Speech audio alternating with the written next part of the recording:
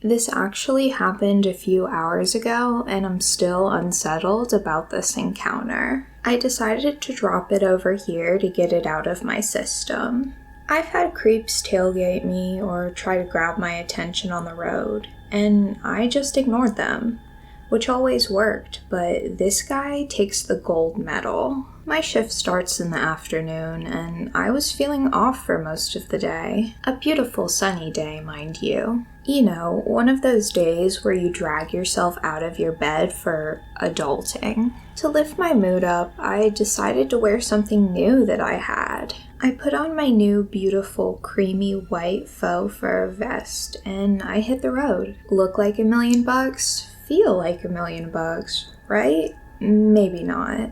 I played some piano tracks in hope that would get me out of this funk. I needed something to comfort me, and those two things didn't cut it. While I was driving to work, I decided to grab a drink. A crisp green iced tea will definitely lift my spirits. There were 2 locations of the famous coffee shop that sold the tea I wanted. I could have gone to the first one with the drive-thru, but they used pretty crappy tea brands when they ran out of the good stuff. So I had to go to the one inside the mall. Anything to feel better, right? I parked my car and I saw a private fleet of black SUVs, making it difficult to view the entrance. This is important for later. I grabbed a cold bottle of water and headed to the counter. I paid for my drink and got a cherry lollipop, cause why not? I waited for my drink, and once I got it, I started walking out. I had to pass the fountain in the courtyard before I came to reach the exit.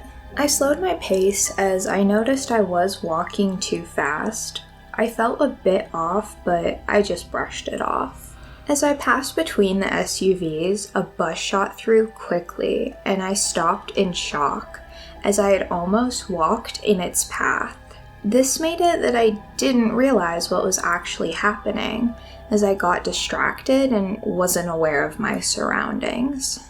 As I walked further, I passed an area where there wasn't anyone. It was shaded, but still outdoors. Almost like an under-the-bridge style building, if that makes sense. This was the way to my car. I noticed that I wasn't aware of my surroundings when I heard footsteps on my right. I saw a man in my peripheral vision walking and matching my speed. At first, I thought he was in a uniform, so I assumed he was part of the cleaning staff in the mall. I felt off, but I told myself that I'm being paranoid and overthinking. Next to my car on my left side was this woman with her child who were getting into their car. I was sandwiched between my car and hers. I removed my keys from my fur vest and turned to open my driver's side door. Once I turned, I saw a man standing close to me. He looked to be in his late 30s, skinny and of average height. He was wearing a dark blue basketball cap with sunglasses, a gray shirt with some print on it, and black sweatpants.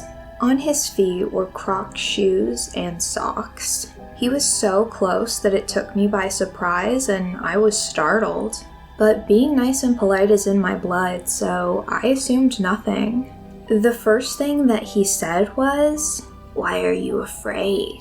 I told him that I wasn't and asked what he wanted. "Is your car for sale?" he asked while grinning. I said no. Then he started to ask how my day was going and stuff along those lines. The heck? I don't know you. Alarm bells were ringing in my head. I smiled as to not escalate the situation. I knew I had to do something. He was blocking my way to the mall entrance. I decided to go the other way, which is a pretty large shaded parking lot with a few people here and there. "It was nice to meet you, but I gotta leave," I said while smiling. "Give me your number," he said bluntly. I just repeated the same phrase and took a step closer to my door as I didn't want to show him that I was afraid. I was pooping bricks at that moment. He then said something that made me want to crawl out of my skin. "Give me your phone number so I don't have to chase you around with my car." At this moment, I knew I had to move fast, so I opened my door and ignored him. He kept talking, but I wasn't sure what he was saying as it felt muffled. My anxiety was higher than the tip of Mount Everest at this point. I was hit with the realization that even in public spaces, in broad daylight with people around, you can still lose your sense of safety in a split second. I closed my door and quickly locked it. My fingers felt weak, but I managed to turn on the car. He kept knocking on my window. He was so insistent. I put my car in reverse, but I couldn't back out immediately. The woman next to me was halfway getting out of her parking spot, thus forcing me to wait. He kept knocking pretty hard and saying stuff. At the moment, I honestly couldn't hear him. All I wanted was to nope out of there. I was afraid and just baffled. I had to look out the window to see when the road would be clear, so I could back out of there while he was standing in front of my car window, rapidly knocking on it. I avoided making eye contact with him. Once the road was clear, I hit the gas pedal and sped off. I drove to random places while my eyes were fixed on my rearview mirror to make sure he wasn't following me. It was so hard to breathe. My chest felt so heavy, and my heart was beating out of my chest. I was glad he wasn't there. This creep followed me around the mall and waited for the right moment when I was alone, and then threatened me to give him my phone number, and was totally unaware of how creepy he was. My therapist will definitely hear about this. To the guy with the baseball cap and with Crocs and socks, let's not ever, ever meet again.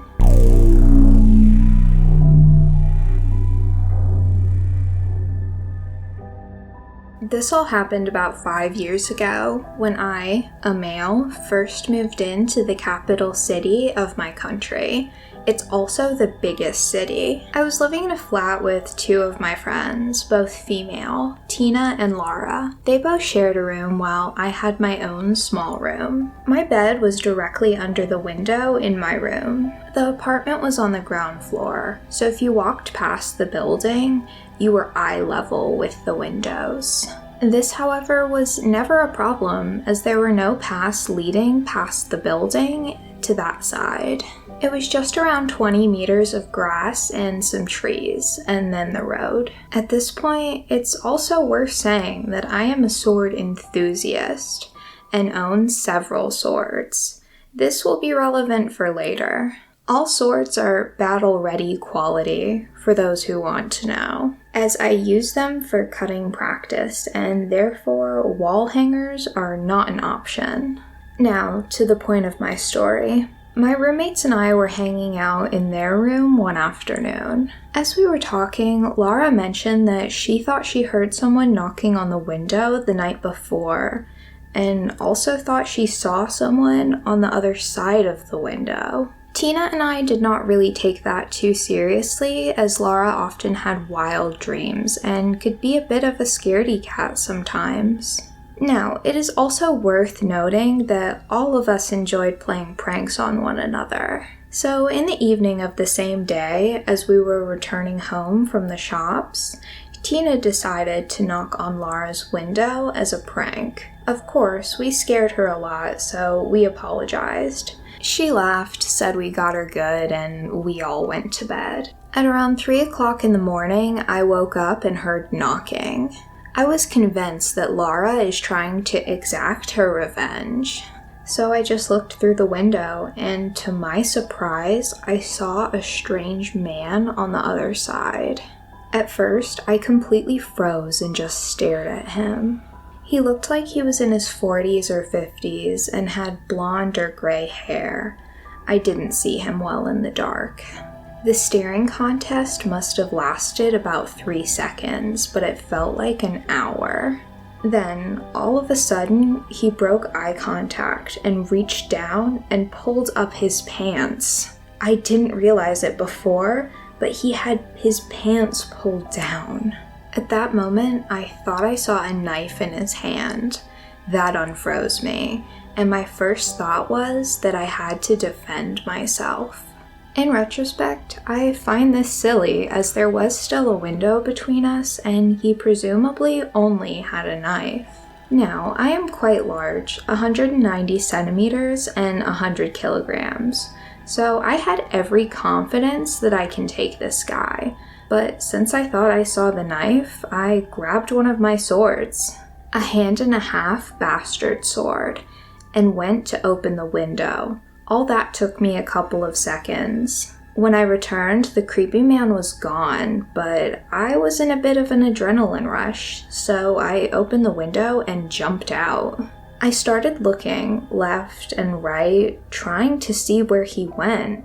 After about a minute, there was no sign of him, and my adrenaline wore off. I stood there still as a stone for a couple of seconds with my sword in hand. All of a sudden, I hear a scream. It came from the road that was approximately 20 meters away from the building. It took me a couple of seconds to realize what had happened, but I finally realized that a woman, probably in her 20s, saw me standing there on the road. If the sword in my hand wasn't scary enough, I must also add that I sleep naked, and I didn't have time to put on any clothes before jumping out. I tried to scream, "Sorry," and I can explain, but the woman ran away. I crawled back in and put on some clothes. I went to wake up my roommates, but they were already awake. Apparently, they heard knocking on their window, but decided to ignore it since they thought it was me. They completely woke up when they heard the scream and looked through the window to check. They just saw me climbing through the window. We stayed awake since we were all too shocked to sleep. We were talking about calling the police when we saw the police drive up the road. They got out of the car and started walking up and down the grass in front of my window. As they approached the window, I open it. They said they got a report about a naked man climbing through the window. Luckily, no mention of the sword. I told them that it was me and the entire story. They only half believed me, and I'm pretty sure it would not have ended well for me if my roommates didn't back me up. We later filed our own report. We never saw this man again, nor heard anything back from the police. To conclude, creepy man, let's not meet again. And to the woman I accidentally scared, I am super sorry, and let's also not meet again like this.